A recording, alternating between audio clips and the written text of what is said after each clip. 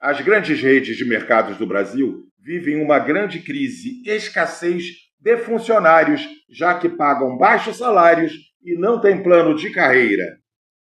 Vamos ver o caos que está causando a falta de funcionários neste setor.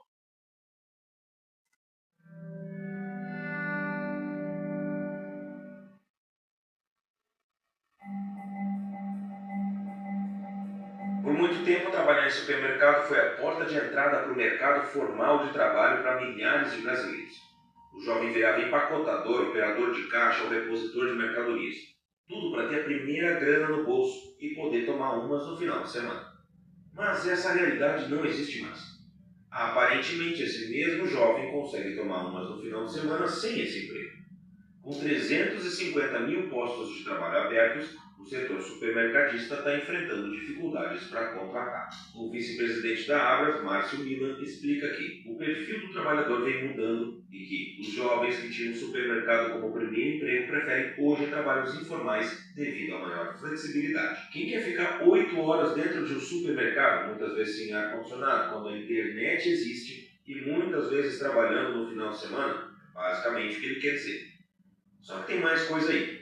Hoje o desemprego está em um dos níveis mais baixos da história recente, 6,6% segundo o IBGE. E como destaca Milan, no passado o trabalhador procurava emprego. Hoje são as empresas que procuram um trabalhador. Parece que o jogo virou.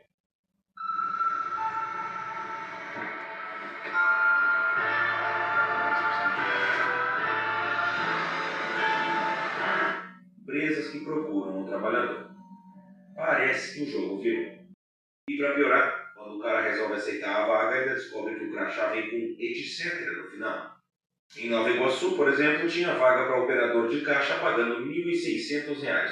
Só que o pacote incluía também repor mercadoria, limpar o chão e o que mais aparecer. Tipo aquele faz tudo que não ganha para tudo isso. E o pior, esse não é um caso isolado, é o padrão Brasil. Até porque não vai ter um colaborador dedicado para cada função e nem fluxo de gente no caixa o tempo todo. Então, ele poderia ajudar com outras coisas, mas poderia não ter a surpresa disso quando começa a trabalhar. E quando comparamos esses 1.600 com o custo de vida básico, o problema fica óbvio. A cesta básica custa R$ 432. O aluguel de um apartamento simples pode passar dos R$ 900. E somando contas como luz e transporte, o salário já não dá conta. É exatamente por isso que muitos brasileiros preferem tentar alternativas mais flexíveis, mesmo sem nenhuma garantia, a enfrentar esse modelo tradicional engessado e mal pago. Na prática, tudo fica mais caro. Comprar um carro, fazer uma viagem ou mesmo comprar carne para um churrasco. Tudo sobe o tempo todo. E mesmo que o real tenha se valorizado em 2025, ele ainda oscila demais e pode voltar a desvalorizar a qualquer momento, como aconteceu em 2024, quando a nossa moeda se tornou a quinta que mais perdeu o valor no mundo. É por isso que eu uso e recomendo a Nomad, a patrocinadora desse vídeo. Casos como o da Rede Irota deixam tudo cristalino. Ao tentar inaugurar uma nova loja em São Paulo, a rede não conseguiu preencher as 80 vagas previstas e precisou realocar 15 funcionários de outra unidade para completar a equipe. E isso gerou custos com transporte, hospedagem e alimentação, o que nem sempre é sustentável para o negócio. Essa crise de contratação parece ter pouco a ver com a falta de vagas e muito mais com salário baixo, modelo engessado, escalas ruins e até uma falta de motivação para ocupar elas. Mas o que exatamente está acontecendo dentro dos supermercados para esse fenômeno ser tão amplo? A conta simplesmente não fecha. Tem vaga, mas ninguém para preencher. E quando preenche, sai logo depois. Isso porque o setor de supermercados enfrenta um combo de problemas que vão muito além da falta de currículo. Hoje, 8 das 10 funções mais comuns no supermercado são justamente as que mais sofrem com escassez. Operador de caixa, açougueiro, repositor, atendente, embalador, auxiliar de serviços de alimentação, etc. É uma lista que cobre 70% da força de trabalho do setor. Segundo a CNC, uma das poucas estratégias que ainda funciona é aumentar o salário de entrada para atrair candidatos. Aumentar o salário inicial de admissão acima da variação média do mercado é uma forma de atrair profissionais quando as empresas enfrentam problemas de escassez de mão de obra, explicou Fábio Bentes, economista da entidade. Só que às vezes o aumento simplesmente não é o suficiente. Mesmo pagando um pouco mais, ainda tem gente saindo. A rotatividade é alta, os trabalhadores duram pouco tempo nas funções para. E tem loja que nem inaugura.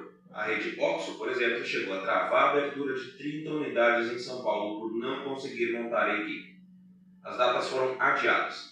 Em outras palavras, o problema é tão grande que não tem quem abra o portão e ligue a luz da loja nova. A coisa degringolou de tal forma que algumas redes passaram a contratar idosos, aposentados e até pessoas sem nenhuma experiência.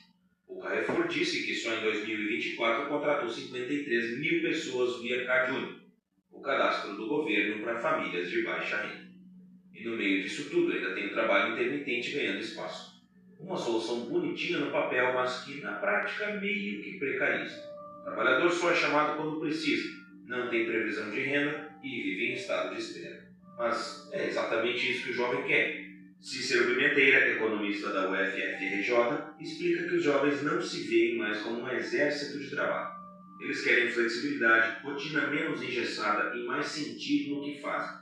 Quem entra no supermercado hoje muitas vezes é por necessidade imediata. Mas os supermercados têm tentado uma estratégia diferente para tentar virar esse jogo.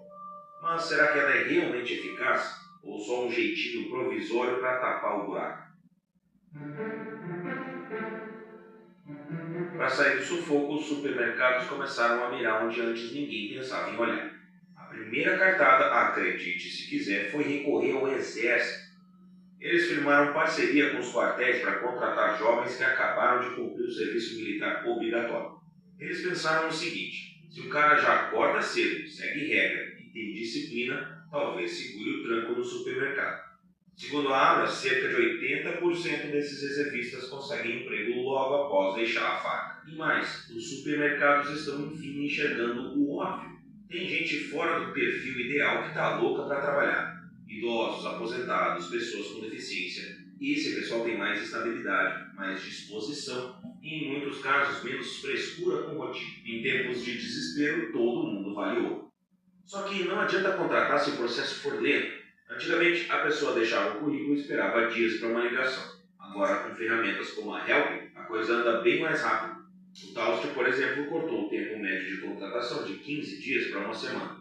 A plataforma cruza vagas com perfis, considera até a distância entre a casa do candidato e a loja, entre outros.